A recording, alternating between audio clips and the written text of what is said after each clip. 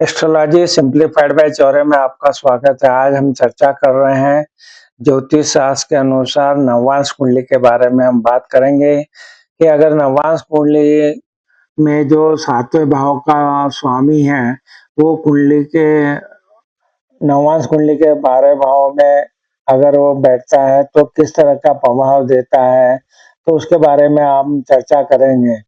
नववांश कुंडली जिसे D9 कुंडली भी कहते हैं, इसमें सातवें भाव का जो स्वामी है जिसे कि हम सप्तमेश कहते हैं कि ये वैवाहिक सुख, जीवन साथी के स्वभाव और विवाह के बाद के भाग्य का निर्धारण करता है।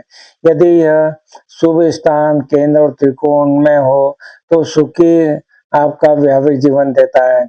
अशुभ स्थिति में हो या त्रिक भाव जैसा छठवां भाव, आठवां, 12 भाव में होने पर अलगाव और वैचारिक मतभेद देता है और साथ-साथ में विलंब भी करवाता है। जबकि बलवान होने पर यह पार्टनर से संयोग व साझेदारी में लाभ दिलाता है। नववांश में सप्तमेश का भिन्न भाव में जो प्रभाव है उसके बारे में हम चर्चा करेंगे। सर्वप्रथम बात करेंगे प्रथम भाव यानी लग्न में। नववांश कुंडली के लग्न में अगर सप्तम भाव का स्वामी बैठेगा तो जीवन साथी आपके प्रति समर्पित रहेगा, व्यक्तित्व को प्रभावित करने वाला और प्रेम पूर्ण संबंध रखने वाला होगा। बात करेंगे दूसरे भाव में धनवान, मधुर, भाषी और संपन्न परिवार से जीवन साथी होगा। ससुराल पद से आर्थिक लाभ के योग बन जाते हैं। तृतीय भाव के बारे में बात करें, जीवन साथी साहसी, यात्रा प्रेमी या कलात्मक हो सकता है। साझेदारी में कार्य करने से लाभ प्राप्त होगा। चतुर्थ भाव के बारे में बात करें तो वैवाहिक जीवन में सुख, शांति और स्थिरता लाएगा। जीवन साथी धार्मिक और भावुक भी हो सकता है। पंचम भाव के बारे में बात करें तो प्रेम विवाह के योग बन जाते हैं। बुद्धिमान और संस्कारी जीवन साथी होगा। वैवाहिक जीवन प्रेमपूर्ण रहेगा। छठे भाव के बारे में बात करें तो वैवाहिक जीवन में संघर्ष, झगड़े या अलगाव की संभावना बनी रहेगी। स्वास्थ्य संबंधी चुनौतियों का भी सामना करना पड़ सकता है। सप्तम भाव के बारे में बात करें तो यहाँ पे वो सौगरी हो जाता है, सुखी, संतुलित और जीवन जो है वैवाहिक जीवन अच्छा हो जाता है। जीवन साथी सुंदर होता है और वैवाहिक उसमें व्यावहारिकता होगी। अष्टम भाव के बारे में बात करें तो विवाह में रुकावट, गंभीर मतभेद या अचानक अलगाव की स्थिति बन जाएगी। गुप्त बातों का सामना करना पड़ सकता है। नवम भाव की बात करें तो भाग्यशाली जीवन साथी होगा। विवाह के बाद भाग्योदय और लंबी यात्राओं के योग बन जाते हैं। दसम भाव के बारे में बात करें, जीवन साथी कामकाजी, करियर के प्रति गंभीर और समाज में प्रतिष्ठित होगा। एकादश भाव के बारे में बात करें तो जीवन साथी के माध्यम से लाभ, सामाजिक दायरे में वृद्धि और इच्छाओं की पूर्ति होगी। द्वादश भाव के बारे में बात करें तो विवाह में विलंब या विदेशी या दूरस्थ स्थान पर विवाह होना तय हो जाता है। खर्चों में वृद्धि होती है और जो वैवाहिक जीवन है उसमें कमी आ सकती है।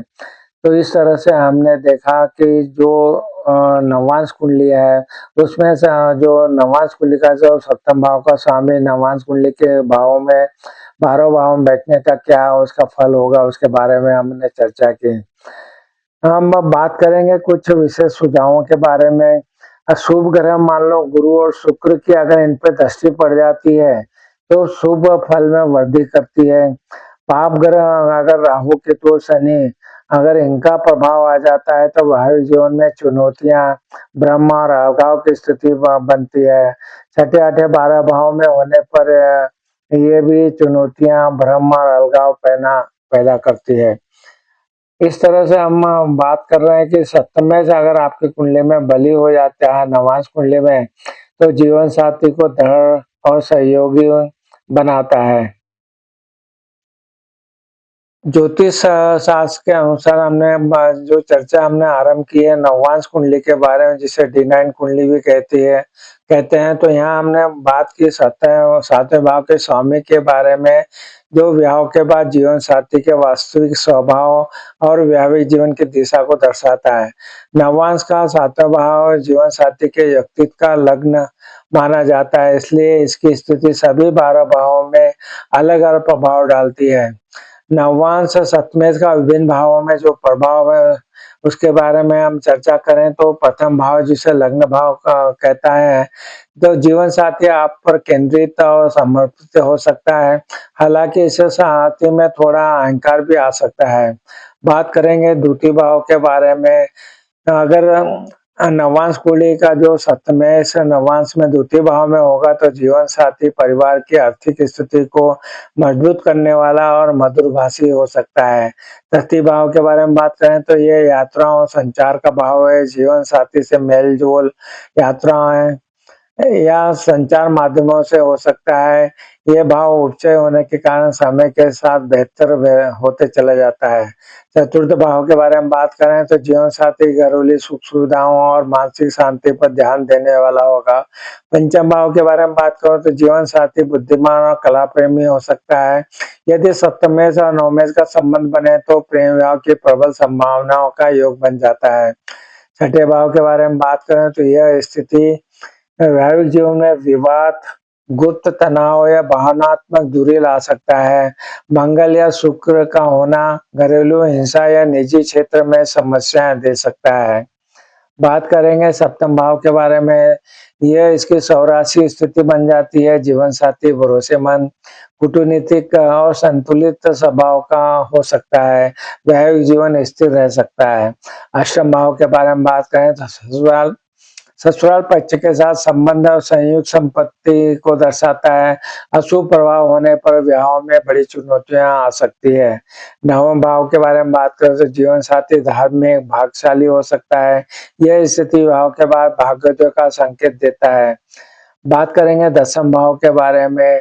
जीवन साथी के लिए उसका करियर और सामाजिक प्रतिष्ठा प्राथमिकता हो सकती है।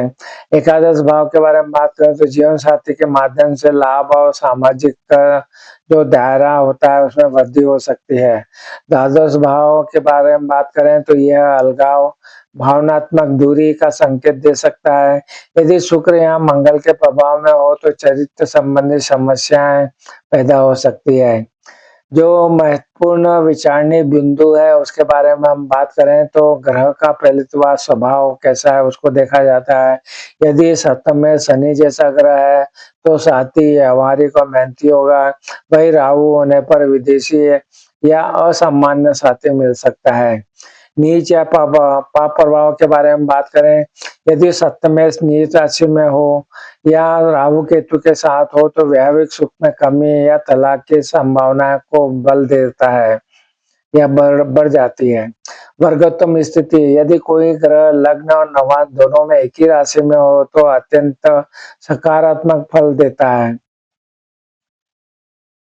तो आपको क्या करना है, जो सफल जो कोई मुख्य ज्योतिषी जो है आपका, उससे आप अपनी कुंडली का जो है विश्लेषण करा के जो बातें हमने बताई है उसका विस्तार से वो आपका प्रभाव के बारे में जानकारी देगा।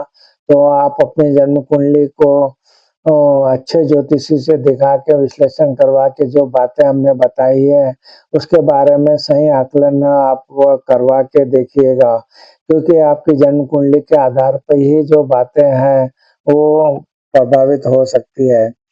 आज जो हमने चर्चा की है कि नवांश कुंडली को हम किस तरह से देख सकते हैं और हमने जानने का प्रयत्न किया कि नवांश कुंडली का जो सप्तम भाव का स्वामी नवांश में 12 भावों में स्थिति होने पर किस तरह के प्रभाव आ सकते हैं उसके बारे में हमने चीज चर्चा की। अगर वो केंद्र त्रिकोण में आते हैं तो अच्छे फल देगा और 6, 8, 12 में अगर वो जाते हैं तो अलगाव और विलंब और वैचारिक मतभेद की स्थिति पैदा करेगा। तो इस तरह से नवांश जो कुंडली है उसमें सप्तमेश का विभिन्न भावों में जो प्रभाव है उसका आकलन अपनी जन्मकालीन कुंडली का अध्ययन ज्योतिषी से करा के आप उनसे अच्छे से मार्गदर्शन ले सकते हैं और अपने बारे में जानकारी प्राप्त कर सकते हैं। आपको हमारे वीडियो पसंद आ रहे तो हमें channel astrology simplified by Chaudhary पे उपलब्ध वीडियो का भी आप लाभ उठाइए और वीडियो पसंद आए तो उसको जरूर लाइक और शेयर कीजिए। आपने हमें चैनल को सब्सक्राइब किया, वीडियो को लाइक और शेयर किया, इसलिए आप सबका बहुत बहुत धन्यवाद। धन्यवाद। प्रणाम प्रणाम प्रणाम।